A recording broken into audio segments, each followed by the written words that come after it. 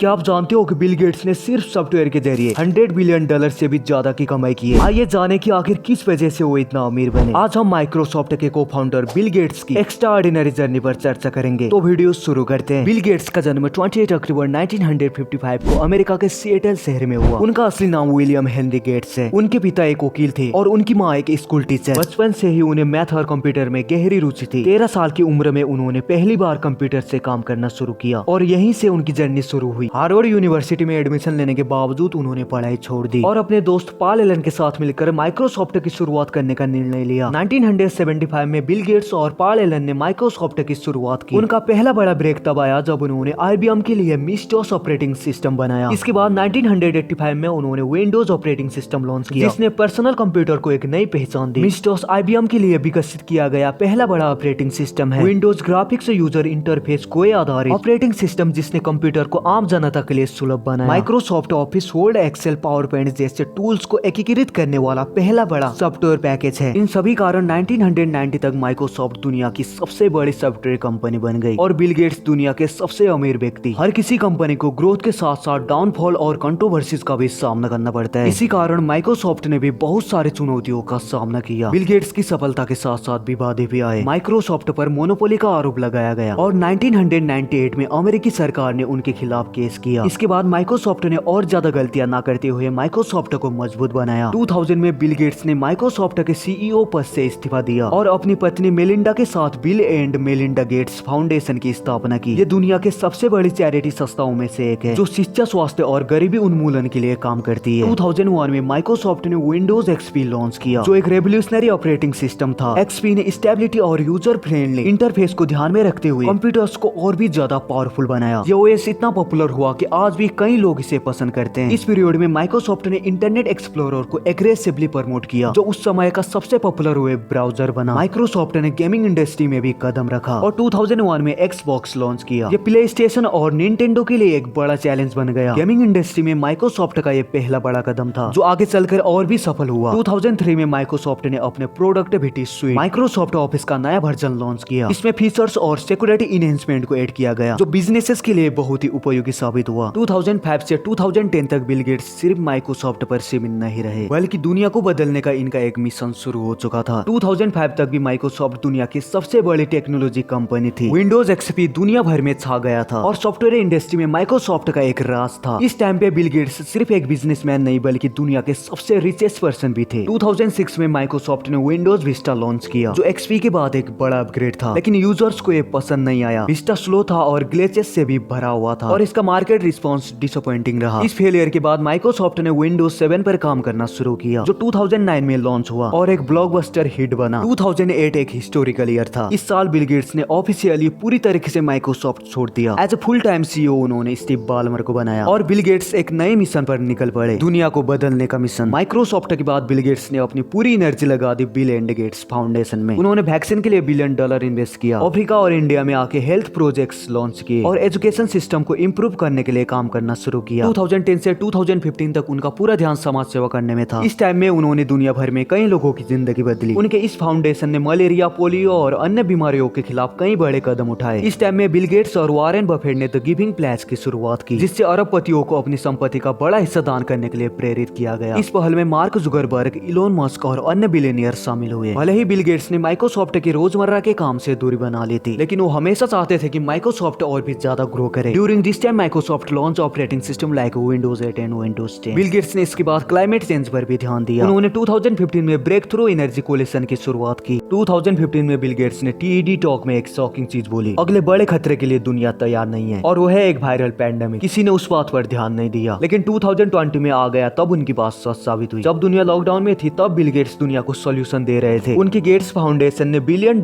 Vaccine testing और treatment research के लिए डोनेट किया। लोगों ने उन्हें कंस्पिरेसीज का शिकार भी बनाया, लेकिन वो अपने मिशन पर फोकस रहे, साइंस और ह्यूमैनिटी के लिए काम करना। 2021 में एक इमोशनल ट्विस्ट आ गया, बिल और मेलिंडा का डिवोर्स। 27 साल के रिश्ते के बाद अलग होना उनके फैंस के लिए शॉकिंग था, लेकिन उन्होंने अपने प्रोफेशनल कमिटमेंट में कभी भी ब्रेक नहीं लिया। उनका फाउंडेशन चलता रहा और डोनेशन बढ़ती रही। 2023 में बिल गेट्स ने आर्टिफिशियल इंटेलिजेंस को लेकर एक डिटेल ब्लॉग लिखा, AI is the most important innovation of our time. उनका मानना था कि AI एजुकेशन और हेल्थ केयर को रेवोल्यूशनाइज करेगा। 2024 से 2025 तक गेट्स क्लाइमेट चेंज पर भी एक्टिवली काम कर रहे हैं। उनका मिशन है जीरो कार्बन फ्यूचर। उन्होंने ग्रीन एनर्जी स्टार्टअप में इन्वेस्ट किया और क्लाइमेट इनोवेशन के एम्बेसडर बन गए और आगे भी इसी तरीके से समाज सेवा करते रहेंगे। अगर आपको बिल गेट्स की इंस्पायरिंग कहानी पसंद आई हो तो वीडियो को लाइक करना, विनोद जोशी चैनल को सब्सक्राइब करना। Thank you for watching.